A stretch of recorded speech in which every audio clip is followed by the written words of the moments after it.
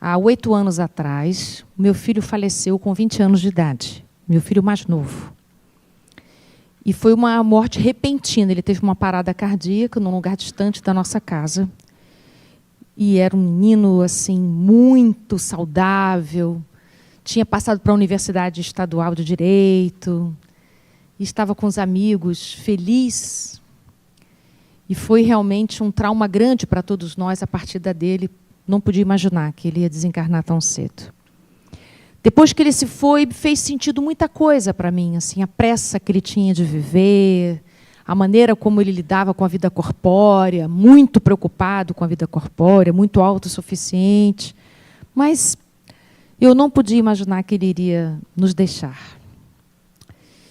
E foi uma grande jornada para mim de cura, e é impressionante também as transformações que foram acontecendo no meu redor, de inúmeros convites para eu poder falar sobre família, sobre luto, sobre mortes. E eu fui compreendendo que a cada lugar que eu ia falar, um pouco de cura ia acontecendo no meu coração. Mas eu tinha uma coisa que ficava meio amarga, assim, mas por que ele se foi tão cedo? Eu queria fazer tantas coisas ainda com ele, eu gostaria de terminar de educá-lo, que eu ainda não tinha terminado a minha tarefa.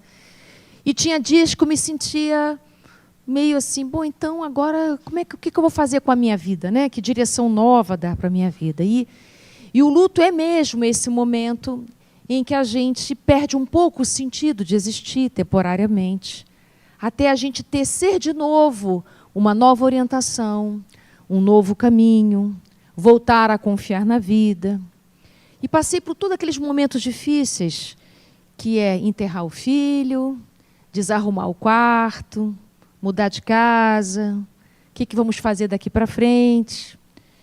E nesse meu processo, muitos trabalhos terapêuticos me surgiram. Eu sou psicóloga há 34 anos, espírita desde que nasci.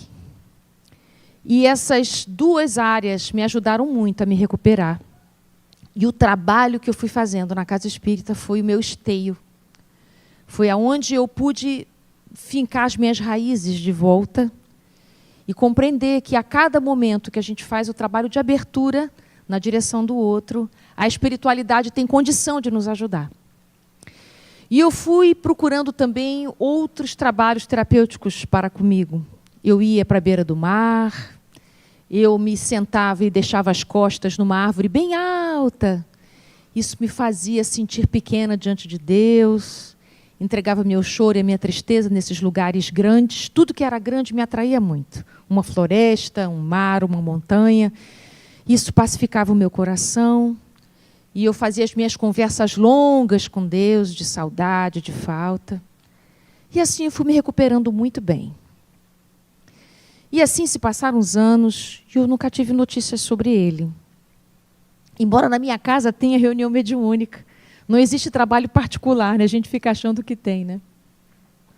E no ano passado, em outubro, eu estive aqui, na Mansão do Caminho. E era uma quinta-feira, era um feriado. E eu respondi algumas perguntas. E depois, no final, quando a gente estava com ele aqui se despedindo, perguntamos para o Divaldo se tinha alguma notícia sobre o nosso filho. Ele disse, tenho sim. Quando ele falou, tenho sim, eu quase desmaiei aqui na cadeira. E eu queria falar, mas eu não conseguia falar. Eu fiquei completamente estática aqui nessa cadeira do lado. A sala já estava vazia. E aí o Divaldo deu uma mensagem rápida, uma notícia rápida, dizendo que o que tinha acontecido com meu filho é que em alguma existência anterior, eu não sei qual, ele havia tido uma experiência de suicídio. E lhe faltavam uns 20 anos para quitar sua consciência e o seu coração voltar a ficar em paz. E então, nessa existência, foi isso. Ele veio quitar essa história para se sentir liberto e recomeçar.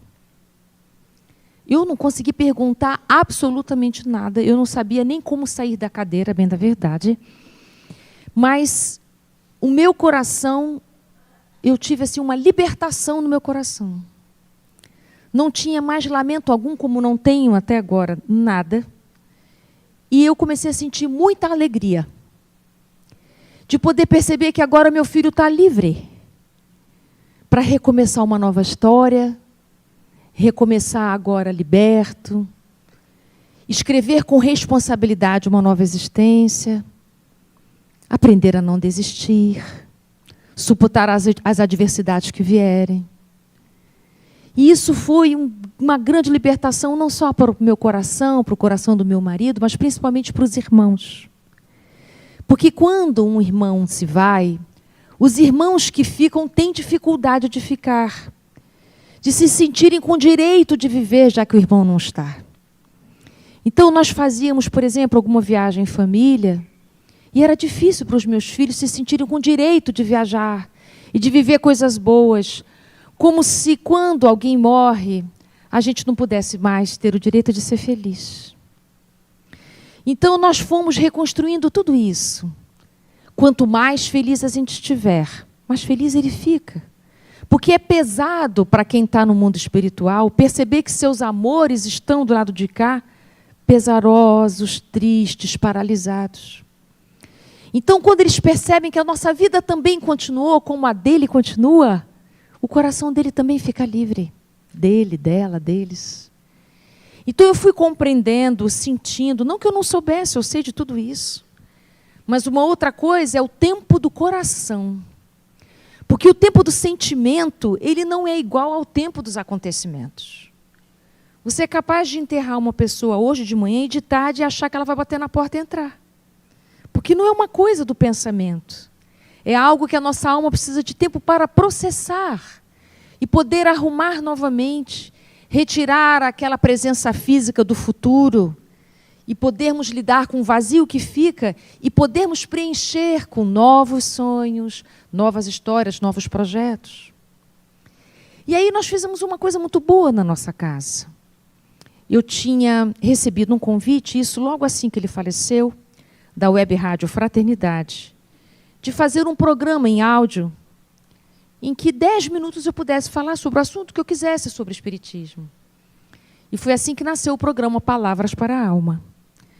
Então, cada semana, eu olhava como o meu coração estava naquele instante. Se eu estava sentindo muita saudade dele, eu falava sobre saudade. Se eu estivesse sentindo muita culpa por não ter impedido dele sair de casa, então eu falei sobre a culpa. Se eu sentisse muito medo aquele dia, como prosseguir aquele dia, eu falei sobre o medo. E assim, cada programa era um programa curativo para mim. E sabe o que aconteceu?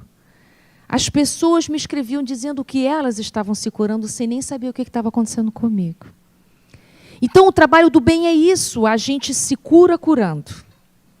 Cura os outros e se cura ao mesmo tempo. E eu fui passando por muitas coisas aquele ano, foi um ano lento, porque o tempo do sentimento é lento. E quando chegou no final do ano, a minha filha mais velha disse: mãe, que tal se a gente juntasse os seus programas, transcrevesse, e a gente fizesse um livro para ajudar as despesas da nossa casa espírita, porque a gente paga aluguel lá no Rio muito caro. Eu falei: achei essa ideia ótima. E foi um projeto familiar. Meu marido fez o prefácio, eu fiz a parte de dentro, meu filho fez a capa, e ela preparou toda a divulgação. E assim foi o lançamento do meu primeiro livro espírita, que depois foi absorvido por uma editora que me ajudou a distribuir esse livro pelo Brasil e já está no exterior, já está na Suíça, meu livro. E é um livro que consola, porque me consolou bastante. Depois disso, que eu estive aqui na mansão, eu consegui escrever meu segundo livro, chamado Caminha que a Vida Te Encontra. Porque quando eu consegui escutar que meu filho está livre, o meu coração caminhou. Então, esse segundo livro, que é um livro que eu juntei toda a psicologia que eu aprendi, com todo o espiritismo que eu aprendi, ajuda as pessoas a caminharem, a despertarem. E tenho tido notícias ótimas desse livro também, de que as pessoas têm se sentido em condições de caminhar a partir daquela leitura. E, claro, as pessoas não sabem as saudades que a gente sente, a falta que a gente sente, mas hoje eu falo com alegria, não choro. Falo com saudade, não choro. Às vezes choro um pouquinho, mas não mais daquele jeito. Porque a gente aprender a viver como espíritos é uma conquista. A gente sabe, mas o coração precisa de tempo para poder sentir isso que a gente sabe.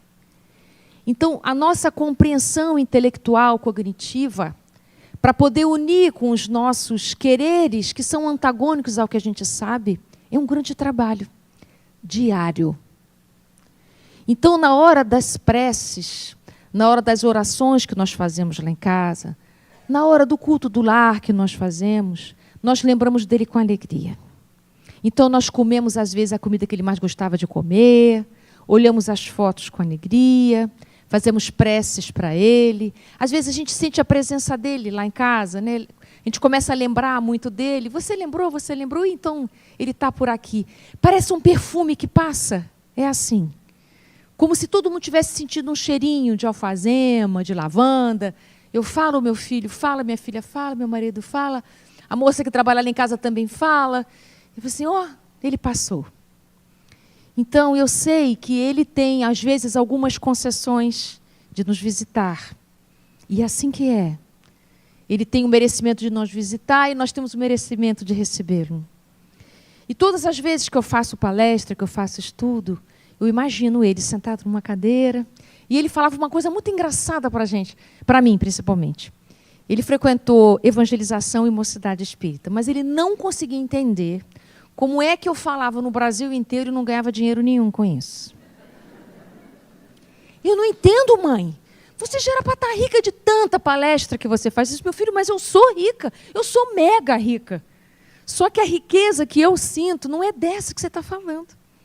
E aí ele não conseguia continuar a conversa e ainda dizia uma coisa muito engraçada. Ele dizia assim, mãe, lá na casa espírita de vocês, aliás, eu acho que um dia vocês tinham que comprar um prédio de 2 andares, morar embaixo, a casa espírita em cima ou vice-versa.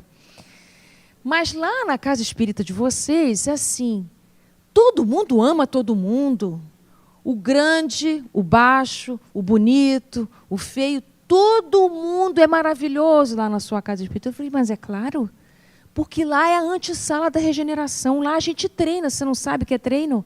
Na casa espírita a gente treina, a gente já está no mundo de regeneração. E o nosso treino é toda vez que a gente vai lá. Não é um dia assim e o outro não, né? Então, ele achava muito... Ele dizia assim, mãe, esse jeito que vocês vivem, eu e meu marido, lá fora não é assim, mãe. E se vocês, como se a gente vivesse num mundo imaginário, sabe? Como se a gente vivesse num mundo estranho para ele, né? E eu dizia para ele, um dia você vai compreender isso tudo que a gente fala. Não é que esse dia chegou mesmo? Ele compreendeu mais rápido do que eu podia imaginar. E teve um dia no nosso culto do lar que foi muito interessante. Nós combinávamos que cada domingo um de nós fazia a prece final. E ficava aquele jogo de empurra, né? Não, vai você, semana passada fui eu. Vai você, semana passada fui eu. E aí o meu filho do meio falou assim, Bruno, faz você a prece. Um dia você vai precisar e nós não vamos estar junto de você. Olha que coisa essa frase. E nós dizemos, é isso mesmo, um dia você vai estar longe, não vai poder fazer. Ele, tá bom, tá bom. Então eu começo, você continua, mãe? Eu falei, sim. Você começa a prece, eu continuo, porque ele achava muita coisa para dizer numa prece. Então, ele deu início à prece, nós terminamos a prece. E assim era o nosso culto do lar, era um encontro familiar muito gostoso. Ele também tinha um jeito interessante de dizer, se o nosso assunto se desviasse da página que a gente escolhia, ele dizia que os espíritos de luz tinham saído pela janela. Então, ele fazia um gesto com a mão, tipo, ih, mãe, ó, já foram todos. E isso virou um meme entre nós. Toda vez que a gente está em família e o assunto se desvia, ele fazia isso. Mãe, ó. Né? Então, a gente aprendeu esses vários jeitos e a gente hoje entende que aquele espírito tão leve, que era ele, trazia uma dor profunda que eu nem podia imaginar. De alguém que estava num grande processo de aprender a valorizar o viver. E ele fez isso muito bem. Que ele gostava da vida muito mais do que a gente. Era de uma disciplina extraordinária de alimentação, de cuidado com o corpo, de cuidado com a saúde. Eu dizia para ele, meu filho, acho que um dia eu tenho que aprender com você, porque não fui eu que te ensinei essa disciplina. Hoje entendo que é a dor que ensinou para ele a disciplina. É extremamente disciplinado com ele mesmo, com os estudos. Tudo que ele se programou fazer, ele cumpriu. Tanto foi isso, que quando ele estava estudando para o vestibular, eu havia guardado um dinheiro para ele, quando ele nasceu, porque nós já tínhamos uma idade um pouco avançada, eu tinha preocupação de quando ele chegasse na idade da universidade, nós não tivéssemos condição de dar conta de pagar uma universidade para ele. Então, desde que ele nasceu, eu fui juntando um dinheiro. Só que ele passou por uma universidade pública. E aí eu disse para ele, meu filho, olha, eu separei esse dinheiro para você quando você precisasse entrar numa universidade, talvez nós não pudéssemos pagar. Então, já que você, pelo seu esforço, passou por uma universidade pública, porque você quis e você se esforçou, então, eu agora dou para você esse dinheiro e você faz o que você achar melhor. Ele disse assim, ô mãe, esse dinheiro não está na minha lista das coisas que eu quero fazer nesse ano, que foi justamente o ano que ele faleceu. Então, faz o seguinte, guarda com você. Se no ano que vem eu tiver um planejamento que cabe, aí eu peço a você esse dinheiro. Eu fiquei pasma com aquilo. Imaginei que ele ia dizer, pode me dar que eu vou gastar, eu vou viajar, eu vou passear. Não quis, porque ele tinha um planejamento, o que é que ele queria fazer naquele ano. Então, realmente, eu estive próximo de alguém com muita clareza do que veio fazer. E eu só entendi isso depois que ele desencarnou. Como muitas vezes a gente só compreende o que a gente fez de uma existência depois que a gente desencarna. Então, hoje, vindo aqui, eu quero agradecer imensamente. Vocês me salvaram aquele dia. Eu sou outra pessoa de outubro para cá. Nem me lembro de como eu era, mas eu me sinto outra. E eu consegui terminar de escrever o livro depois que eu vim aqui. Quando eu saí daqui na quinta-feira, sábado voltei para a reunião pública, quando eu cheguei em casa, eu escrevi o livro em uma semana, como se tivesse soltado como é que eu vou dizer, sei lá, uma rolha, uma tampa, assim, e toda a intuição que eu tive capacidade de me conectar foi, para mim, um bálsamo, uma cura. E eu falo quase todos os finais de semana, eu estou em alguma cidade falando. E tive uma experiência muito boa, que eu também gostaria de compartilhar com vocês, naqueles eventos de cartas consoladoras, sabe? Então, um médium que foi fazer esse trabalho de cartas consoladoras na cidade serrana, próximo à minha casa, me pediu para eu falar sobre o luto para as mães desconsoladas. Eu já tinha estado com vocês aqui. E aquele dia é um dia, gente. É muita dor, é muito sofrimento. Eu queria abraçar aquelas mães todas. Eu me sentia igual, era uma coisa muito forte, assim. Muito. E então, pude falar sobre luto para elas, pude falar sobre como a gente precisa fazer um trabalho de profundidade. Eu gosto de usar uma metáfora assim. Uma planta, quando a gente molha, a terra desce, não é? A terra desce e a semente se aprofunda. A terra do nosso coração precisa dessas águas para a semente, para a essência que nós somos, poder se aprofundar e florescer. É uma questão de tempo. Então, chorar é importantíssimo, mas a gente não pode morar lá no choro. É preciso o tempo do choro, mas também precisa do tempo de levantar. Então, falava isso para elas e foi um dia memorável. Então, fomos para o hotel e naquela noite tinha reunião mediúnica nesta casa. No dia seguinte, me encontrei com a presidente.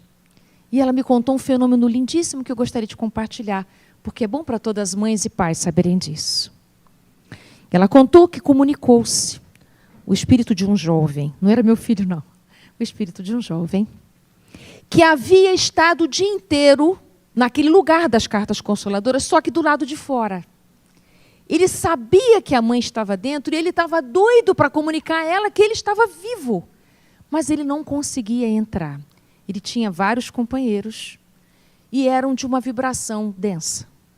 Não conseguiam entrar de jeito algum. E ele não sabe como, mas depois ele compreendeu. De repente ele estava dentro.